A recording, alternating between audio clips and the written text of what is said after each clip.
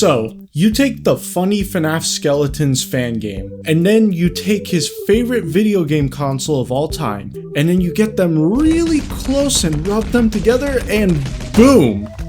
Oh, wait, my 3DS just crashed. So as you may know, a while back, I made a Fnaf fan game called Into the Midriff. Into the Midriff was an amalgamation of all of my previous Fnaf fan games. I made a lot of very bad fan games when I was a young teenager, but when people started expressing interest in actually playing these games after I made a video on them, I was like, but what if I actually gave you a good game? That game is available right now for PC and Mac, but I always wanted to expand it to more platforms like the Game Boy and the Samsung Smart Fridge. The 3DS is by far my favorite console. It is not perfect and it has a lot of issues, but I keep on going back to it for the novelty. It kind of feels like a Wii on the go in a lot of ways. Mario Kart 7 feels like a mini version of Wii, 3D Land feels like a mini version of Galaxy, Mario Party is like a mini version of the worst one, and the Skylanders games on this platform are really fun. Had to make sure I mentioned Skylanders in a video. It's taken over my life again, guys. Having my game on this platform would have been so cool, but a lot of homebrew that released for the time up to this point were really utility based, if anything. That was until I came across this post on Twitter, where someone was accepting commissions for full-on 3DS game development. This was huge, okay? I asked to see some samples, and you know what they sent me? A work in progress Fnaf sister location port. This blew my mind, not necessarily because I thought it wasn't possible, but more so because out of all of the games to send me, they sent me the demo of this game. The Fnaf game I wouldn't stop glazing and everyone bitches about. They send me that as a proof of concept?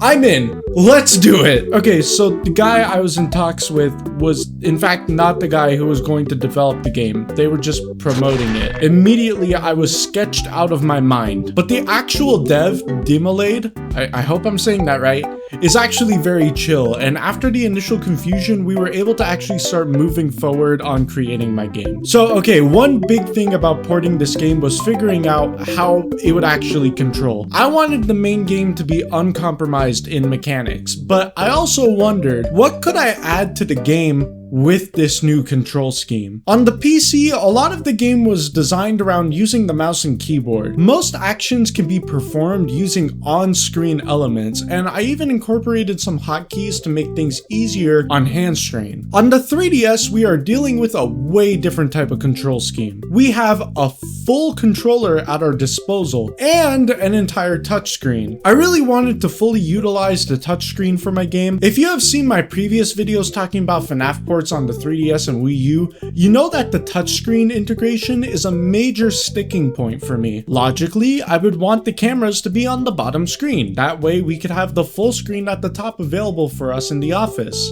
But I actually didn't go that route. Okay, so I know that sounds bad. I have been a huge critic over fan ports not using the second screen for cams. However, I need to explain myself here. Compared to other Fnaf ports, the cams for Into the Midriff are way more complex than regular Fnaf cameras. Not only do you have all these cams to look through, but you also have up to 4 doors for these rooms that you have to also manage. The only way we could properly integrate this same system while not compromising on the ease of changing between cams was by making it so that the camera controls took up the entire bottom screen. However, we didn't use the bottom screen for only cameras. In fact, I think I make up for all of the issues with the cams by how much the touchscreen actually gets used. I'm gonna Kid Icarus this shit. I essentially decided that every office mechanic besides the light and hallway door would be accessible on the touchscreen. Part of the reason I did this was because I wanted to essentially separate any keyboard shortcuts to button presses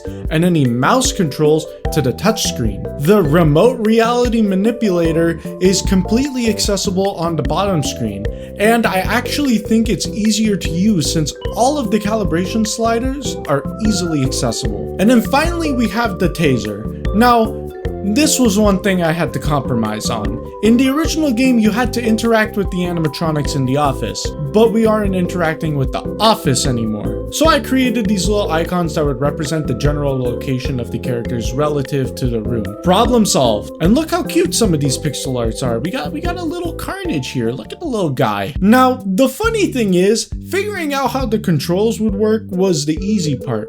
Getting everything else to work in the game was the hard part. The 3DS is now 2 generations old, and it was not that powerful. It's not that it's not capable, more so that we needed to optimize a lot of stuff so that the game could run smoothly. One of the hardest things was getting all of the assets to fit and look nice. I don't know if you know this, but the screen is not HD. I know, crazy, right? The screen is anti-retina. Every single image asset we made for this game was rendered at 1440p originally, and then scaled down to fit our needs. We needed to scale these images down to 1/36th of the original resolution, essentially so we didn't give the 3DS a heart attack. Heck, we ended up giving the 3DS a heart attack because with all of the stuff that was going on, we realized that the original 3DS was just not up to snuff for the task at hand, unless we made some major sacrifices. So yeah, this is only a new 3DS game, because if we went any lower, there would have likely been some major downsides, both visually and in gameplay stability. We also had to worry about game size, or at least I was worrying about it. Most 3DSs probably have a 32 or 64 gig SD card available on hand, and probably most of that storage was already used up.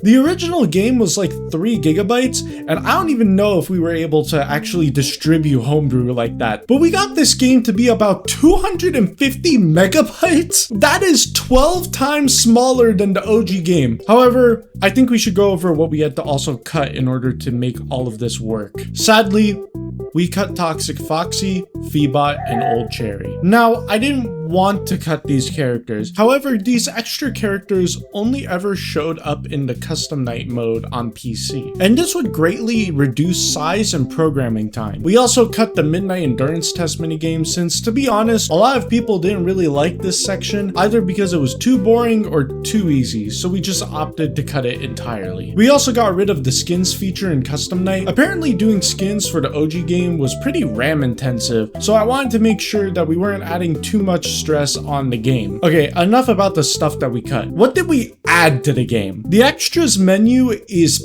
packed in this game. We now have a photo mode, which lets you pose characters and see them in 3D. We also added in a fan art tab and a shop to unlock extra characters for the camera mode, jump scares, and a ton of extra stuff. Now, the cool thing about this shop is that it uses a very special currency.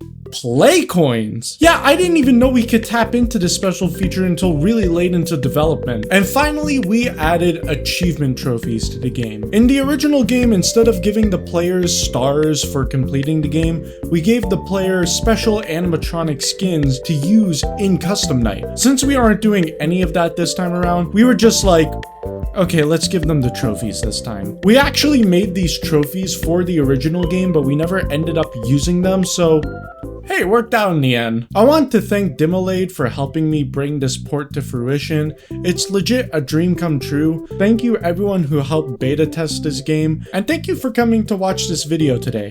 I did kind of just shadow drop this out of nowhere, so thanks for coming to watch. The game is available now to download. I highly suggest you play this on official hardware, since that's what the experience was designed around. This game will work on the new 3DS, new 3DS XL, and new 2DS XL. You can put it on an old 3DS, but I don't really recommend that. There's nothing stopping you from doing that, and there's also nothing stopping you from playing this game on an emulator, but like, at this point, if you're gonna also play it on an emulator, just play the PC version. Links will be in the description below. Thanks for watching, guys.